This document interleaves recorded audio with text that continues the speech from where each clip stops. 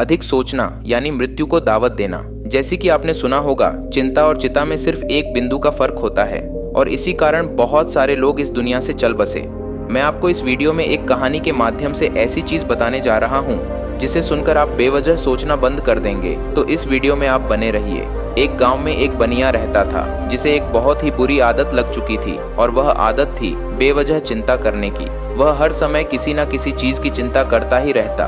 वो हर समय सोचता रहता कि कहीं मेरे साथ कुछ गलत ना हो जाए, जबकि उसकी जिंदगी में अभी तक सब कुछ ठीक ही चल रहा था।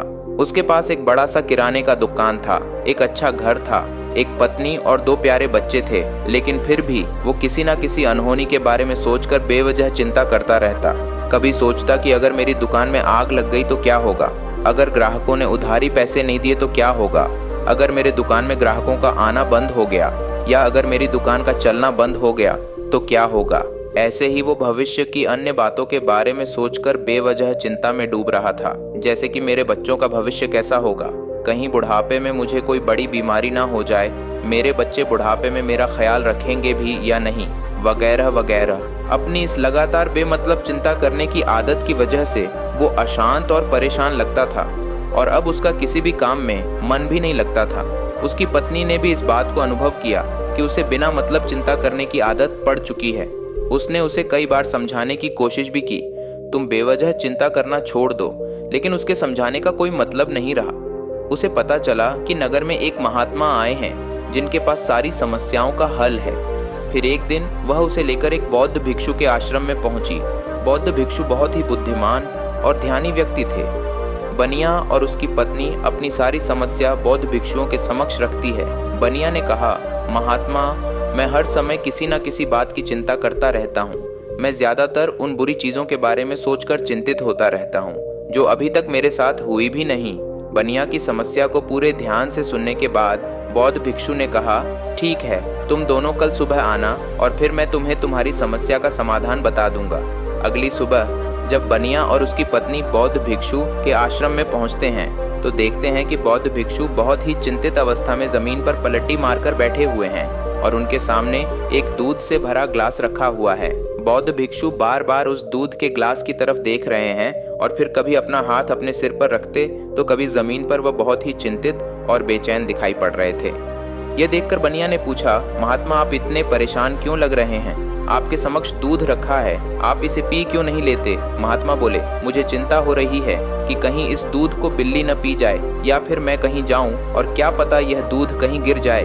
मैं दूध को पीना तो चाहता हूँ लेकिन मेरा अभी मन नहीं है। मैं तो यही सोच रहा हूँ कि अगर यह दूध खराब हो गया या कोई गंदी चीज इस पर गिर गया तो फिर क्या होगा। इतना सुनकर बनिया जोर जोर से हंसने लगा। बनिया ने हंसते हुए कहा, इसमें इतनी चिंता करने वाली कौन सी बात है, ये दूध ही तो है। अगर इसे बिल्ली ने गिरा दिया या ये खराब हो गया या फिर किसी ने इसे पी लिया तो क्या हो गया, ये आपको दोबारा मिल जाएगा। और वैसे भी आपका चिंता करना व्यर्थ है क्योंकि ना तो अभी इसे बिल्ली ने गिराया है, ना ही खराब हुआ है और ना ही अभी इसे किसी ने पिया है और हो सकता है कि भविष्य में ऐसा हो भी ना। बनिया के मुंह से यह बातें सुनकर बौद्ध भिक्षु मुस्कुराए और बोले, मैं भी तो तुम्हें यही समझाने का प्रयास कर रहा हूँ कि भविष्य की उन घटनाओं की चिंता करना व्यर्थ है जो अभी हमारे साथ हुई ही नहीं और बहुत बड़ी संभावना है कि वह कभी होगी भी नहीं। और अगर होगी तो जिस चीज को तुम एक बार हासिल कर सकते हो उसे तुम दोबारा भी हासिल कर सकते हो, और अगर नहीं कर पाए तो कोई बात नहीं, क्योंकि समस्याओं के आने के साथ ही उन समस्याओं का सामना करने की हिम्मत भी अपने आप ही आ जाती है। ये बातें सुनने के बाद बनिया को लगा जैसे किसी ने उसके गाल पर एक थप्पड़ मारकर उसे नींद से जगा दिया हो। उसे महसूस हुआ कि वह भी तो यही गलती कर रहा है। वह भी तो भविष्य की उन घटनाओं के बारे में सोचकर चिंतित हो रहा है जो अभी तक घटी ही नहीं और शायद कभी घटेगी नहीं। बनिया फिर बौद्ध भिक्षु के चरणों में गिर पड़ा और कहने लगा, इतनी आसानी से मुझे मेरी गलती का एहसास करवाने के लिए आपका बहुत बहुत धन्यवाद और मैं आज से पूरा प्रयास करूंगा। मैं बेवजह चिंता करना बंद कर दूंगा। जापान में एक लोकप्रिय कहावत है, अगर तुम चल रहे हो तो सिर्फ चलो, अगर तुम खा रहे हो तो सिर्फ खाओ, लेकिन एक समय में सिर्फ एक ही काम करो, चिंता न करो। इस लोकप्रिय कहावत के अर्थ ने मुझे हैरान कर दिया था और सच कहूँ तो मुझे ऐसा लगता है कि कहावत के अर्थ में ही वो राज छुपा है जिसे अगर किसी ने अच्छे से समझ लिया और अपने जीवन में उतार लिया तो वो चिंता के बंधन से ही हमेशा हमेशा के लिए मुक्त हो जाएगा। इस कहावत के अर्थ के बारे में हम आगे बात करेंगे, लेकिन उससे पहले देखते हैं कि हमारे दिल दिमाग में इस तरह के विचार ज्यादा चल रहे होते हैं। पहला, क्या मैंने यह काम सही से किया? दूसरा, क्या मैं इसे और बेहतर कर सकता था? तीसरा, इसका परिणाम क्या होगा? और चौथा, लोग मेरे और मेरे काम के बारे में क्या सोच रहे होंगे? ये ऐसे कुछ विचार हैं जो हमारे दिमाग के सिस्टम में ज़्यादातर चलते रहते हैं, लेकिन हमें पता नहीं चलता क्योंकि हमने इन विचारों के साथ जीना सीख लिया है और हमारा दिमाग काम भी ऐसे ही करता है कि अगर हमने इसे किसी काम को कई बार करवा लिया तो फिर यह उसे अपनी आदत बना लेता है और फिर हमारे चाहे बिना भी उस काम को करने का प्रयास करता है। शुरुआत में तो हम किसी भी काम को अपनी इच्छा से पूरे होशो हवास में करते हैं, लेकिन बाद में वो हमारी आदत बन जाता है और फिर हम बस बेहोशी की हालत में बिना सोचे समझे उस काम को करते चले जाते हैं। जब एक बच्चा छोटा होता है तब उसे पता नहीं होता कि चिंता क्या है, लेकिन जैसे ही वह बड़ा होता है माँ बाप कहना शुरू कर देते हैं, बेटे आपको होमवर्क करना है, आपको उसकी चिंता नहीं हो रही, आपके एग्ज़ाम आने वाले हैं, आपको उसकी चिंता करनी चाहिए। और ऐसे ही न जाने कितनी सारी चीज़ों के लिए बच्चों के आसपास के लोग उसे चिंता करने के लिए कहते हैं और वह छोटा बच्चा इस बात को मान लेता है।